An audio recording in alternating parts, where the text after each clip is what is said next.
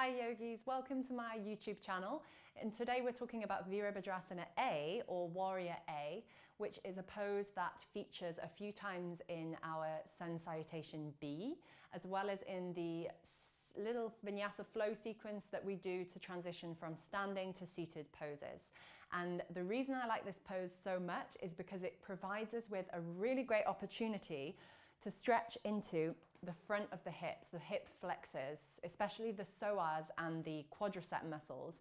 We don't have so much of an opportunity to stretch these muscles elsewhere in the sequence, and they are some of the tightest muscles in modern day people because of all the time that we spend seated. So it's a really great pose as long as you know how to set up the position of the feet, the legs and the hips so that you can really work into those muscles. So that's what we're going to talk about today.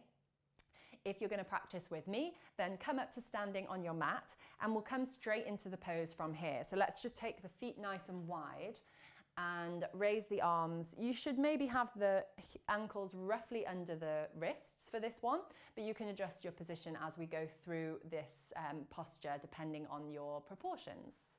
Okay, so first is the position of the feet.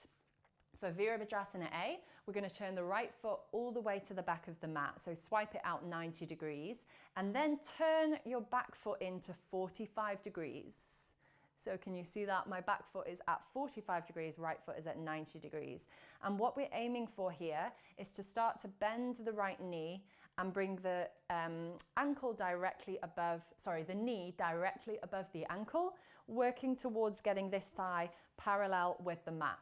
Okay, so the lower you go, the more challenging it will be for your strength. Now, first thing you'll notice is my left hip has started to open to the side.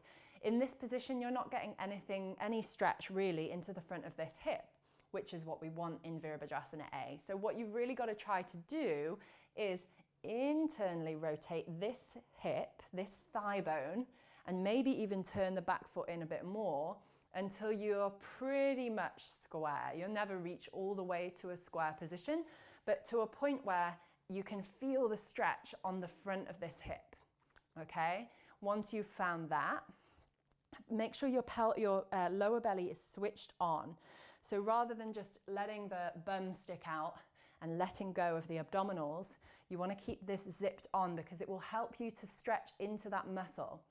The only thing you don't want to do is completely flatten out your lower back, because that's not such a stable position for the lower back. Okay, so you want your lower back to have a nice gentle curve in its natural curve. So keep the belly switched on without over flattening the lower back. Good.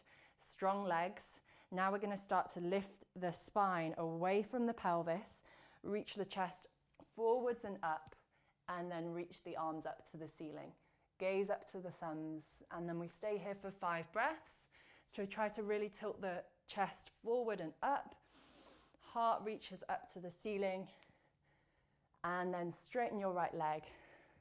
And let's turn to the side and do the left side. So left foot faces the back of the mat. Back foot 45 degrees, and then just adjust your position until you find the stretch in that right hip flexor. So if you tilt the pelvis under, you'll find that it activates the stretch more. Just make sure you're not completely flattening out the lower back. Left knee bends so that the knee is over the ankle, and then keep the belly switched on. Start to lift the chest up, reach up with the arms, gaze up to the thumbs, pushing out through the back heel, stretching into the front of the hip. And then exhale, straighten the leg, turn to the side. It's quite challenging to stay in that pose and give you lots of instructions, but I hope you got the idea of what I was working towards. So main thing that we're looking to stretch in Virabhadrasana A, or certainly the thing that I get the most out of this pose, is stretching the front of the hips and the quads. I hope these tips have been useful for you. Let me know which one is your favorite by dropping me a comment below. If you liked the video, give me a thumbs up, and don't forget to subscribe to my channel if you'd like to hear more from me in the future. Thanks again, and I'll see you soon.